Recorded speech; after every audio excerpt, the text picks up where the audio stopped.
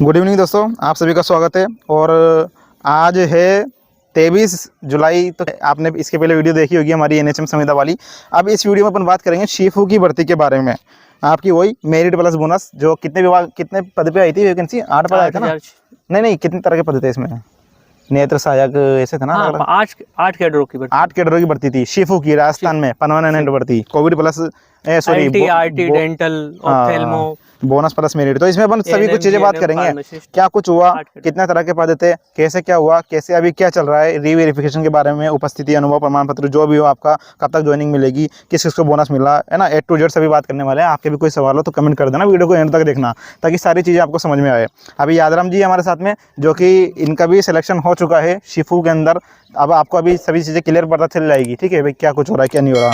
तो यादराम जी आप बताइए, आपका जैसे कि आपको सबसे पहले तो बताइए बहुत बहुत आपका सिलेक्शन हो गया है ना? ठीक है, तो अभी इसमें बताओ जो आपका किस पोस्ट पे सिलेक्शन हुआ अभी और कैसे हुआ? स्टाफ नर्स पोस्ट पे राजस्थान में शिफू में। शिफू और 2023 वाली। इसके पहले आप काम कर रहे थे किसमें? एनएचएम 2016।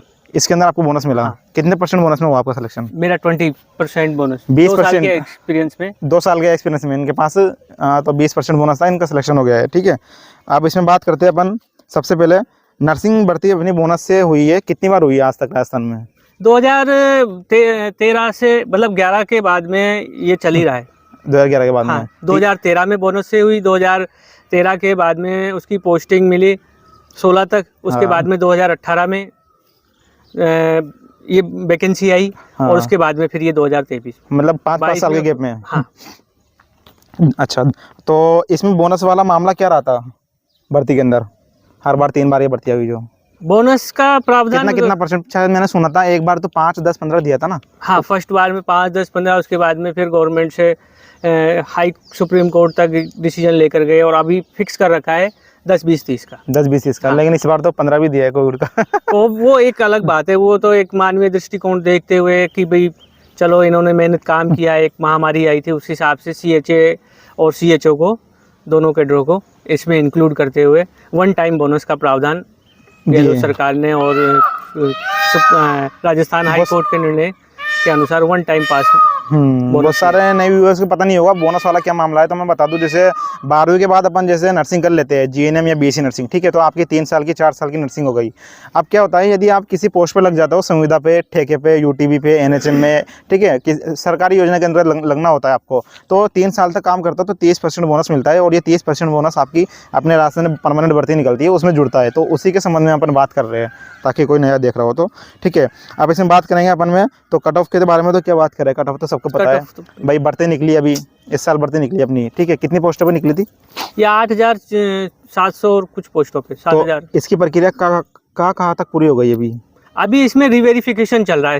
राजस्थान हाई कोर्ट के डिसीजन के बाद से फॉर्म भराव में आ गए, डॉक्यूमेंट वेरिफिकेशन हो गए, सब लास्ट प्रोसेस चल रहा है अभी। अब तो लास्ट प्रोसेस है। इसमें क्या चल रहा है लास्ट? अभी तो रिवेरिफिकेशन चल रहा है।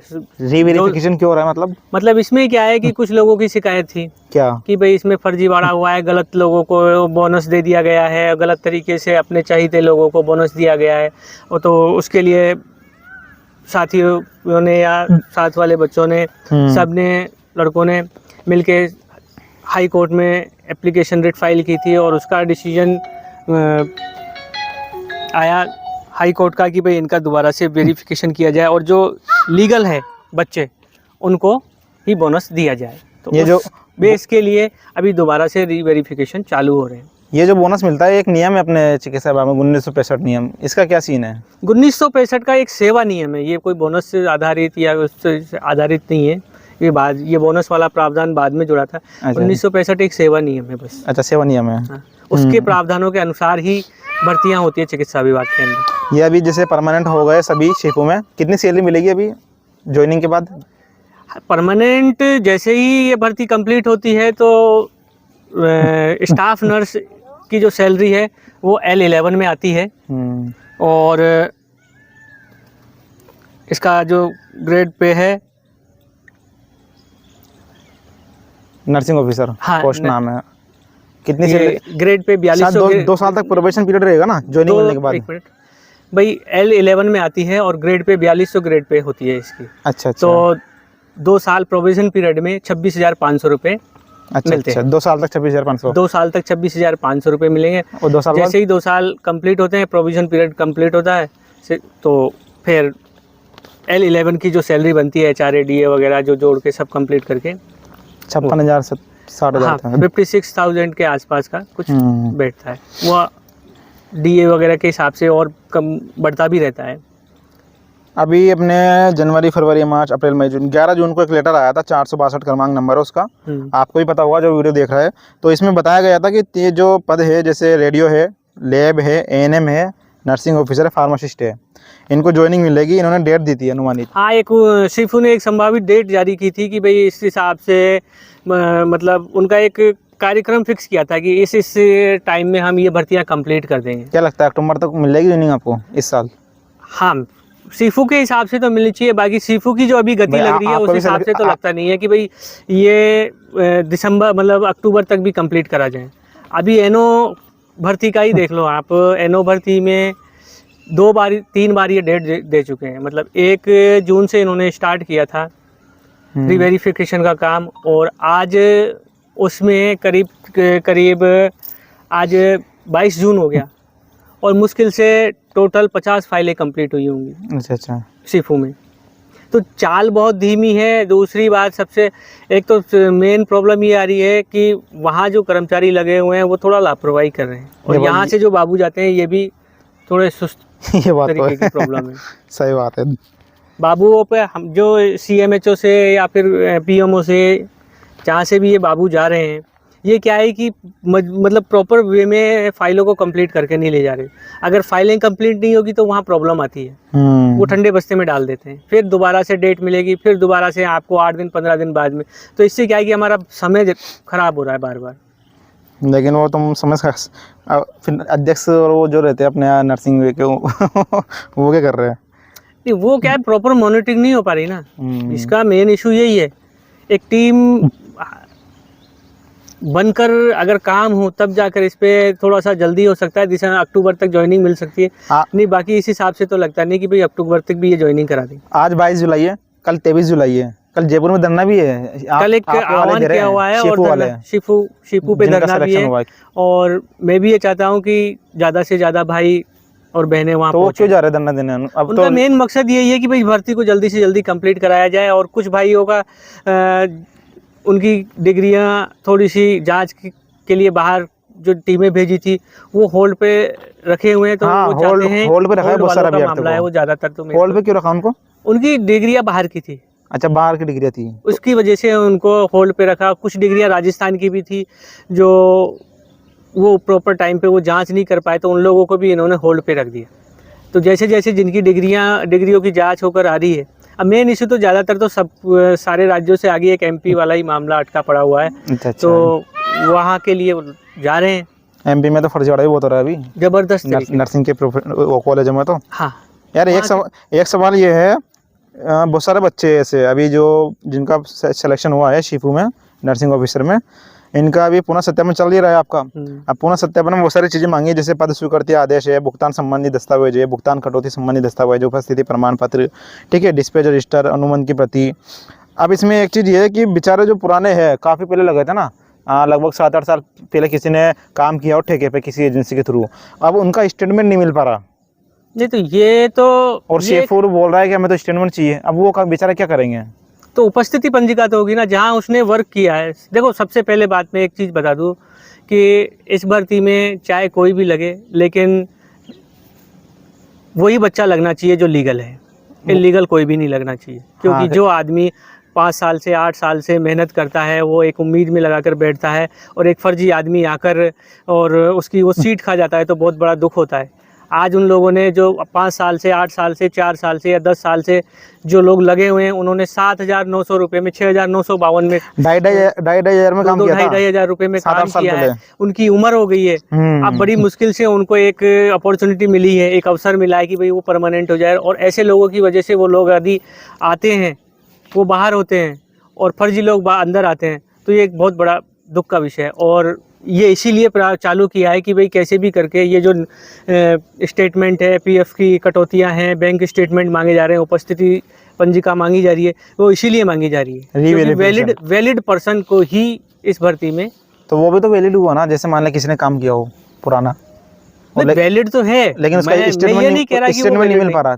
मैं ये नहीं कह रहा कि वो वैलिड है या अनवैलिड है। रास्ता क्या है उसके पास अब? मैं ये कह रहा हूँ कि अगर जिस व्यक्ति ने सही तरीके से काम किया है तो उस आदमी का रिकॉर्ड उसके पास होगा, और यदि रिकॉर्ड नहीं है तो एक तरीके से वो फर्जी माने यानी उसने कुछ ना कुछ तो नंबर 2 का काम किया है, इसीलिए उसका रिकॉर्ड नहीं मिल पा रहा। आज NHM का अपन देखते हैं, NHM में लेकिन उसके बाद 10-15, आप ये सोचिए जो NHM के ऐसे भी लोग हैं जो 15 साल से काम कर रहे हैं, उनकी फाइलें अभी जो 2013 की जो वैकेंसी है ना, रीवेरिफिकेशन हो रहा है, वो भी तो लोग 15 साल का रिकॉर्ड दे रहे हैं। क्यों? क्योंकि वो लीगल है, उनका काम करने का तरीका लीगल है, उनकी एजेंसी लीगल है, और वो जिस भी कैडर से लगे हुए हैं वो लीगल है। अभी UTV पे या प्लेसमेंट एजेंसियों के माध्यम से या ठेका प्रथा के माध्यम से लोग लगते हैं, वो क्या करते हैं कि उनका UTV RMRS 108 NHM ठेका प्लेसमेंट एजेंसी, जिन लोगों ने वास्तव में काम किया है, MNDY के माध्यम से भी लगते हैं। हाँ, लगते हैं। मैं ये सारा पूरा वो प्लेसमेंट का ही कैडर है, ये सारा पूरा प्लेसमेंट का ही कैडर है। अगर जो मतलब कहने का मतलब ये है कि फ़र्क इससे नहीं पड़ता कि आप किस कैडर में काम कर रहे हो, फ़र्क इससे पड़ता है कि आप लीगल हो या नहीं। अगर आपने लीगल वे में काम किया है तो आपके रिकॉर्ड किसी भी, ये तो यही नहीं कि ठेकेदार ने आपको उसके ऑफिस में ही बैठा के रखा हो, आपको कहीं ना कहीं किसी ना किसी हॉस्पिटल में या PSC या CSC या मेडिकल कॉलेज में या फिर डिस्ट्रिक्ट लेवल पे कहीं तो आपकी पोस्टिंग दी होगी। यदि आपने लीगल काम किया है तो आपने वहाँ काम किया होगा, और वहाँ काम किया होगा तो आपकी 100% वहाँ से उपस्थिति मिलेगी आपको। और अब बात करते हैं अपन 6.2 आपका बोनस का जो प्रमाण पत्र बना था, अनुभव प्रमाण पत्र, उसमें था समान पद समान कार्य, उसका क्या सीन है? उसमें भी बहुत मामले उलझ रहे हैं। उसका कर तो लिया ना, उसका मामला उलझने की जरूरत क्या मतलब होता है? समान पद समान कार्य का मतलब क्या होता है? समान पद और समान कार्य का मतलब ये है कि जैसे GNM और स्टाफ नर्स पोस्ट पद का नाम है, स्टाफ नर्स पद का नाम है, और GNM एक डिग्री का नाम है। तो अपन दोनों को अलग अलग परिप्रेक्ष्य में देखते हैं, लोग समझते हैं एक ही तरीके की चीज़ है। GNM डिग्री का नाम है, GNM कोई पद नहीं है, GNM पद नहीं है, ठीक है।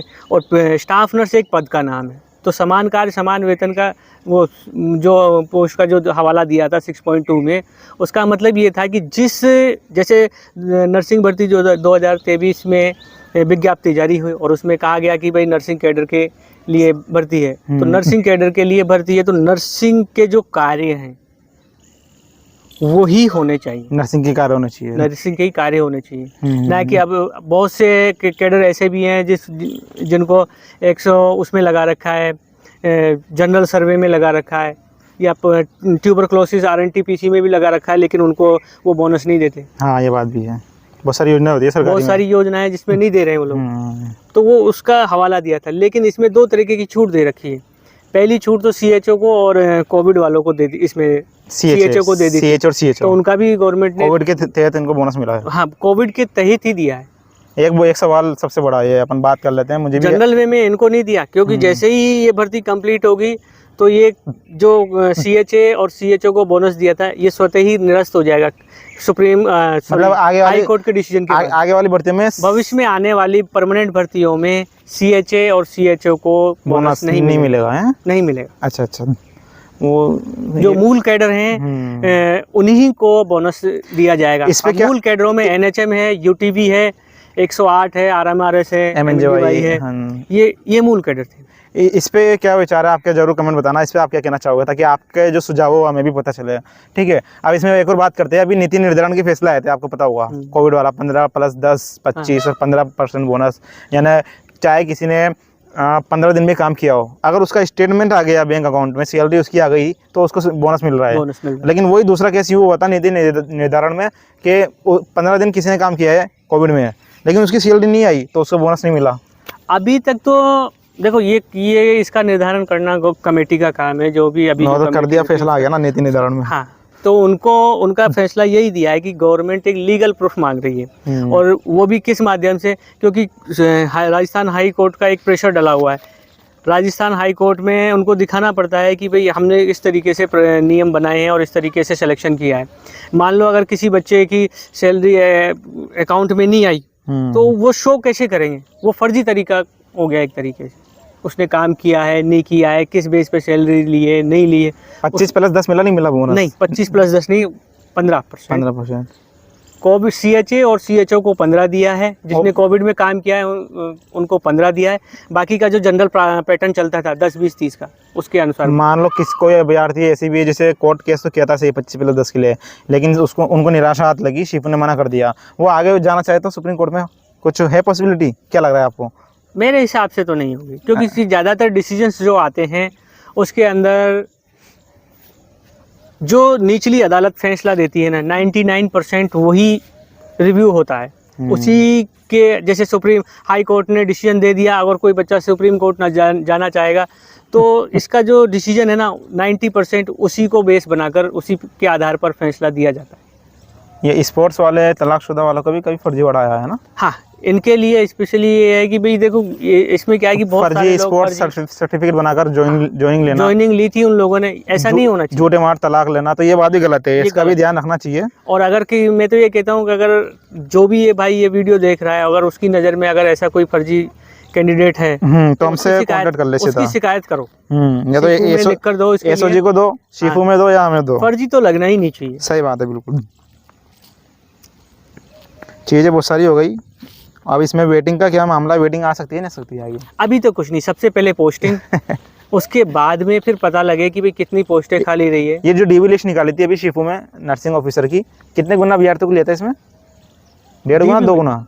DV में 1.5 गुना। 1.5 गुना को लिया था, तो वेटिंग तो क्या निकलेगी फिर? DV में से लेंगे तो? नहीं, वेटिंग जो भी अभी देखो, अभी ऐसा है कि कुछ कैडरों में थोड़ी सी percentage down, NO nursing officer भर्ती में कुछ कैडरों में, कैटेगरी में सॉरी, उनमें कुछ ऐसा लग रहा है कि भाई पॉइंटों में कुछ 15 पॉइंट या 50% के आसपास परसेंटेज डाउन जा सकती है। बाकी जनरल और OBC में तो शायद ना के बराबर उम्मीद है। SC और ST में ज़रूर ये है कि कुछ पॉइंटों में डाउन आ सकती है। उसके बाद में ज्वाइनिंग होगी, ज्वाइनिंग के बाद में देखा जाएगा कि भाई कितनी पोस्टें खाली रही।